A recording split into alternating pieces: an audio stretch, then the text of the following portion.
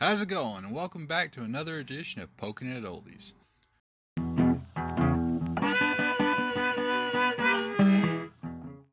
To those new to this channel, this is a series of videos focusing on films that have been around for quite a while. The criteria being films maybe your parents or grandparents might have seen in theaters way back when. Because of their age, I'm not worrying about spoilers or anything like that, so if you haven't seen the movie being discussed right here, I recommend you stop the video and go watch it, and then come back. Trust me, I'll sit and wait. Good? Let's begin. My first video in this line was Chitty Chitty Bang Bang, a musical adapted from a children's story written by Ian Fleming, but today we're covering an old Western, and not just any Western, a John Wayne film. And the film in particular is called True Grit. Now, just a quick rundown of the plot. After a hired hand, Tom Chaney, murders the father of young Maddie Ross, she sets off to get revenge and hires U.S. Marshal Rooster Cogburn, a man of true grit, Oh, that's why they call it that. to track Chaney into Indian Territory. Along for the ride is a Texas Ranger, LaBeouf, who joins the manhunt wanting Chaney for a previous murder of a Texas senator and collecting the big reward for it. The three form a posse who are constantly butting heads on their journey to bring Tom Chaney back to justice. Now, from the plot summary, True Grit seems like a stereotypical Western, But I feel like this actually has a little bit more to it. Even though this is a John Wayne film, the story instead focuses on Kim Darby's character, Maddie Ross. And at its heart, this is a straight up revenge story coupled with the coming of age tale. At the beginning, I really didn't care much for Maddie, coming off as bratish and somewhat of a Karen. What you must do as you think best. We will see if a widow and 3 small children can get fair treatment in the courts of this city. You have no case. Lawyer J. Noble Daggett of Dardanelle in Yell County may think otherwise. You are impudent. Threatening to use a lawyer if she doesn't get her way. If you think you can cheat me, you're mistaken. You've not heard the last of Maddie Ross. You may well hear from my lawyer, Daggett. Lawyer Daggett? Who's Lawyer Daggett? But as the movie goes on, you get a sense of what she's going through, only letting herself grieve for her father behind closed doors and out of sight of people.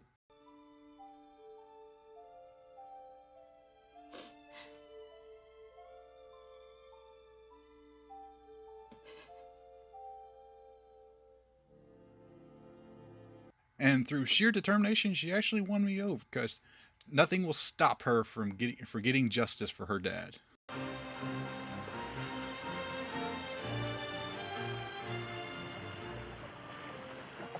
My God. She reminds me of me. Well, then we might just not get along. And boy, she doesn't take any bullshit either. To stealing a kiss from you, although you are very young. And you're unattractive to boot. But now I'm of a mind to give you 5 or 6 good licks with my belt. Well, one would be as unpleasant as the other. Lay a hand on me and you'll answer for it. You Texans are ignorant of our ways. Not to say the Duke is overshadowed here. John Wayne is good as always. I mean, he's John Wayne. Federal officer, speak up. Who's in there? None of your damn business. Keep riding. Is that Emmett Quincy? We don't know any Emmett Quincy. Emmett, this is Rooster. I got 5 more marshals out here. However, he really shows off his acting chops, portraying a booze-soaked Rooster Cogburn burned out at the end of his career, starting off as a drunk hired gun, only caring about a paycheck. Ron in it. The marshal's working for me. How much she paying you? Enough. Is she paying you $500? No. Well, that's what the governor of Texas has put up for this man she calls Cheney. Payment on conviction. $500? Yep. But slowly grows softer and wanting to live up to Maddie's expectations. Well, baby sister, you better try and get some sleep. I'll wake you up when they get here. The third in the trio, Glenn Campbell's LaBeouf, the ranger from Texas, is constantly competing with Maddie to grab Chaney and haul him off to Texas where he'll hang there instead of where Maddie wants him to hang back at her hometown. Now, wouldn't a hanging in Texas serve you just as well as a hanging in Fort Smith? No. I want Tom Chaney to pay for killing my father, not for some Texas bird dog. It won't be for the dog. It'll be for the senator and your father, too. Cheney will be just as dead. Being against Maddie, tagging along from the start, but changing his perspective and slowly respecting Maddie as the story progresses. Fast. You stay here with the McAllisters, and I'll be back in 2-3 days with Tom Cheney. You can't get shed of me. Well, she's come this far. That's far enough. You think I'm gonna quit when we're so close? There's something in what she's saying, Cogburn. She's won her spurs. I gotta say, this is one of the most entertaining pair-ups in film. I never got tired of watching these three on screen. They're constantly giving each other shit, all the way through the film, getting into arguments and even threatening each other with death. We can shelter in it. We can eat your turkey there. I don't see how. It's all ripped up. Yeah, pretty chewed. Too much gun. The $25 I paid you. What, $25? I will not bandy words with a drunkard. That's real smart. You've done nothing when you've bested a fool. You'll get no breakfast. We'll waste no more time. Shouldn't one of us go down with her? Might not be safe.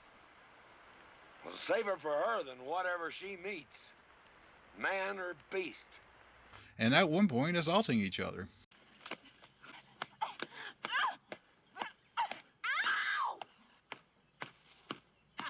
I'm gonna raise welts on you like worms. See what good it does you. You're not hurting me. I'm just mad. At the one time she doesn't threaten him with a lawyer. But it's not just these three. The whole cast is awesome, for a few exceptions. The gang of train robbers Cheney joins is led by Ned Pepper, played by Robert Duvall, being the rival to Rooster Cogburn. Fun fact, on the set of True Grit, John Wayne and Robert Duvall didn't get along at all. Because Robert Duvall was a method actor, he constantly argued and insulted the director, which angered John to the point he punched Robert on set. So the animosity on screen was most likely not acting. Hanged in Fort Smith at Judge Parker's convenience. Which'll it be? I call that bold talk for a one-eyed fat man. Fill your hand, you son of a bitch! And finally, Tom Cheney, played by Jeff Corey. Cheney's the kind of character you actually want to hate and see justice brought upon him. Always blaming everybody for his shortcomings, constantly claiming the world is against him while being the sole root of his own problems. In here. Them card sharks is cheating me. I want to get my money back. Not full of whiskey with a gun. That's no way. A gun will say a whole lot quick. You work for me. I won't allow you to get in trouble. Give me your gun. I'll give you one end of it. Give me that gun. You get over there. Everything's against me. You hurt Maddie? I'm the one who's hurt. It was this girl who done it. Even though he's quite pathetic, he's not a sympathetic character, and Jeff Corey plays him as slimy as possible.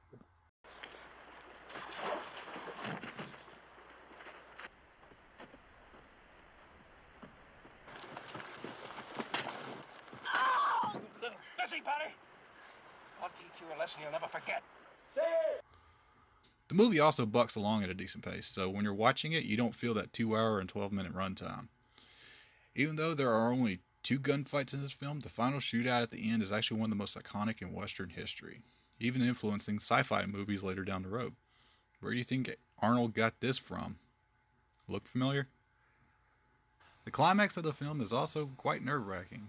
After Maddie shoots Tom for the second time, she falls into a pit where she finds this little surprise waiting for her. Rooster and LeBeau pull her out of the pit, being LeBeau's final act of kindness toward Maddie, where Rooster grabs her up and races against the clock to get her to the doctor to save her life. This film does have its problems, I'm not going to lie. It's a little slow at the beginning. When Maddie and her ranch hand first arrive into town, they stop the movie to show a public execution complete with vendors and playground for the kids to have fun. So, hey, next time you plan a Family Guy night, forget Pictionary, just pack up the kids and head on down to the death row. It's fun for the whole family, apparently. I don't understand the point of the public execution. It's supposedly to talk about the judge. You see him in the next scene. There's no real reason for this to be there. It just slows the movie down. And then, like I said earlier, Maddie can come off as a little annoying at the beginning. just short of, "Can I speak to your manager, please?" making this seem justified. She also doesn't heed warnings either. And I might as well mention this before someone calls me out on it. This scene. I gotta shake my head.